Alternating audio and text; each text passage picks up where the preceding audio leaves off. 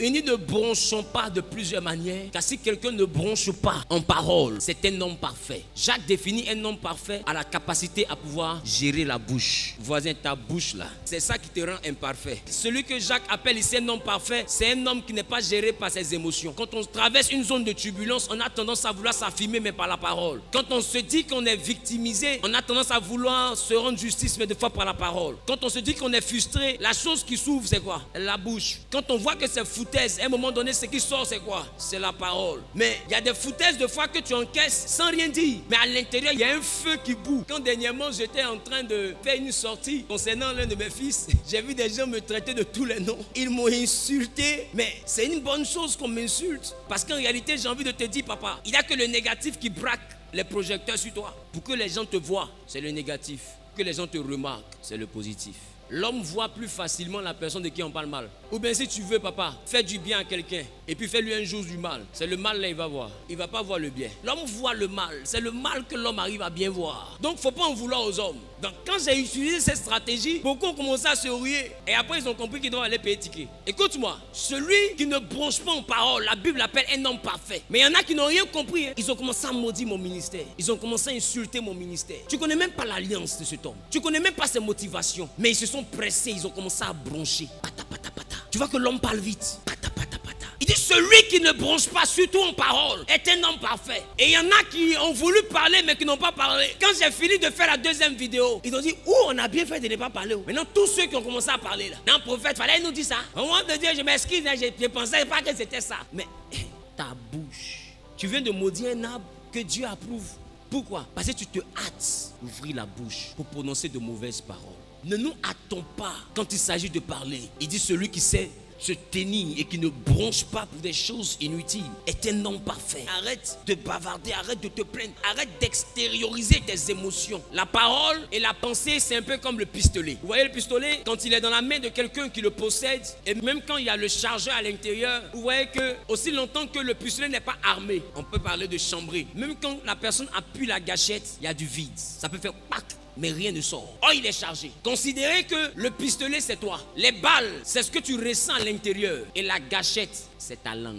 Quand tu ressens des choses à l'intérieur et qu'elles sont négatives, c'est comme si tu viens de charger le pistolet. Aussi longtemps que tu ne parles pas, tu ne détruis rien. Mais dès l'instant que tu parles, tu viens de presser la détente.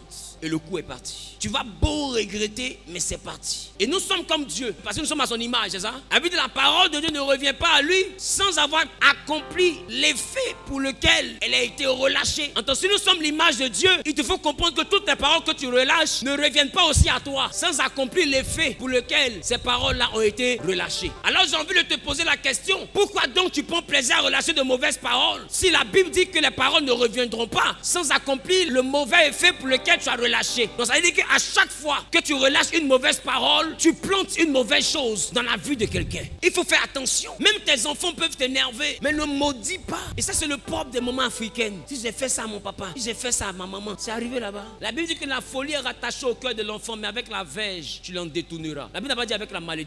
Un enfant, ça se corrige. Et la verge, c'est un symbole, le symbole de la correction. Trouve le moyen de lui donner une correction. Attends, celui qui maudit ne corrige pas. Celui qui maudit détruit. C'est différent. Parents, ne pensez pas qu'en déclarant des paroles négatives, vous êtes en train d'éduquer vos enfants. Non, vous les détruisez. Ils seront les chômeurs les plus élevés en dimension de chômage de la Côte d'Ivoire. Ils auront une promotion de chômage dans leur vie. Une élévation en pauvreté. Un doctorat en misère. Parce que quand une parole est relâchée, pour toi, c'est juste parce que tu es énervé. Mais la Bible, ça ne revient pas à toi sans accomplir l'effet. Entends-toi, la colère passe. Et puis tu laisses. Tu oublies même que tu as dit ça. Mon enfant, c'est rien. Mais la parole est déjà partie. La Bible dit, elle ne revient pas sans accomplir le but. C'est pourquoi il faut faire attention à ce que ta bouche dit. La Bible dit, la mort et la vie sont au pouvoir de la langue. Fais attention à ce que ta bouche prononce. Parce que ça va produire un effet. Vous êtes dans votre foyer, vous vous maudissez, monsieur, madame. Quand il n'y a pas là, vous prononcez des paroles de malédiction. Vous êtes premier à verser l'eau. Vous êtes premier à parler. Il y a des chrétiennes même qui vont se mettre dans la douche pour maudire. Même à leur menstrue pour maudire. Et puis après tu te demandes pourquoi est-ce que personne ne veut te marier. Pourquoi Dieu va envoyer quelqu'un pour te marier? Ton modèle là, le cœur que tu as est trop bon pour qu'on te marie. Il faut être un peu méchant, tu es trop gentil pour qu'on te marie. Parce que tu ne peux pas être en train de maudire et puis on va dire que tu es méchante quand même. Tu n'es pas méchante, tu es gentil. Tu es trop bien. Ça veut dire que tu es bien que tu maudis tous les jours. J'ai envie de te dire, majoritairement on en veut à ceux qui nous font du mal. Mais j'ai envie de te dire, papa, si quelqu'un te manque de respect, même si c'est ton enfant, c'est ton ami, c'est ton collègue, tu n'as pas besoin de maudire. Tu n'as pas besoin de lui en vouloir parce que ce n'est pas lui le coupable.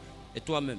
Parce que j'ai envie de te dire, si quelqu'un doit te respecter, ça dépend de toi. Si quelqu'un doit te manquer de respect, ça dépend de toi. Faut pas en vouloir à celui qui te manque de respect. Moi, je vois les maïsos, ça comment on prononce ça. Quand on est énervé dans les querelles, jusqu'à ce qu'on arrive à querelle, qu'est-ce que toi-même tu as fait pour que querelle arrive? Tu regardes ce que la personne t'a dit, mais quel comportement tu as eu qui a occasionné tout ça jusqu'à envoyer des querelles, jusqu'à envoyer le manque de respect. Faut pas en vouloir à celui qui te manque de respect. Faut t'en vouloir à toi-même. Si tu demandes pardon, faut lui dire moi je t'ai pardonné. Mais la personne à qui j'arrive pas à pardonner là, c'est moi-même.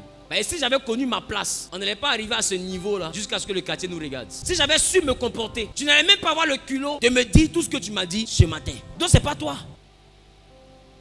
Pas en vouloir à quelqu'un. Il y a des gens majoritairement au début de vos relations, même amicales, les personnes te respectent bien, mais à un moment donné, tu vois que la personne veut monter sur ta tête. C'est pas elle. Rappelle-toi de comment la personne t'a salué dans les premiers jours. Rappelle-toi de comment la personne te parlait au début. Donc si tout ça, ça a changé là, c'est pas la personne, c'est le degré auquel tu t'es ouvert là, que foutaise commence là. Le prix auquel tu te vends là, c'est à ce prix là on t'achète. Voilà, tu peux pas me vendre une voiture à 1 million et me dire c'est pas le prix. Mon ami, c'est pas le prix que tu m'as vendu. C'est pas une offrande. Parce que 1 million c'est pas rien. Non, j'étais trop arrangé, tu m'as pas trop arrangé, j'ai payé. C'est pas ça coûte 1 million que tu m'as vendu à 1 million. Ne te vends pas moins cher. Il faut savoir tenir ta langue, tu seras un homme parfait. Et puis tu auras toujours raison. Quand tu ne bronches pas en parole, c'est les autres qui parlent. Et toi, tu te calmes. Ils vont parler jusqu'à quand on finit là. C'est qui on va estimer. Peut-être que l'autre va se sentir plus fort parce qu'il a parlé, tu n'as pas parlé. Mais à la fin, tout le monde a vu comment il est. Mais toi, personne ne sait comment tu es. Tu restes un mystère pour ton entourage. Et celui qui reste un mystère pour son entourage devient comme Dieu. Parce que Dieu en fait tout mais il ne crie pas. Il ne parle pas. Tu ne vas pas le voir dans les rues en train de s'agiter. Non, il est calme. Mais toi seul, tu as senti. Tu as senti parce que la vie même va commencer à prendre un modèle. Là. Tu vas comprendre que tu as fait quelque chose qui n'est pas bon. C'est que Dieu là, il ne s'énerve pas pour venir crier, non. Mais quand il s'énerve, il remodèle les choses autour de toi. Toi-même, tu commences à constater que tout commence à devenir bizarre. Il t'a rien dit, hein. Toi, j'ai le temps de demander pardon. Donc quand quelqu'un commence à faire ce genre de choses, tu te calmes et puis tu changes de comportement. Il doit constater que ton comportement a changé. Ta manière de causer a changé. Ta manière même de plaisanter a changé. Ta manière de rire a changé. Tu mets plus ta bouche dans n'importe quelle causerie qui le concerne. Pourquoi? Parce que désormais, entre toi et moi, distancia. Je ne te déteste pas, mais je me protège désormais.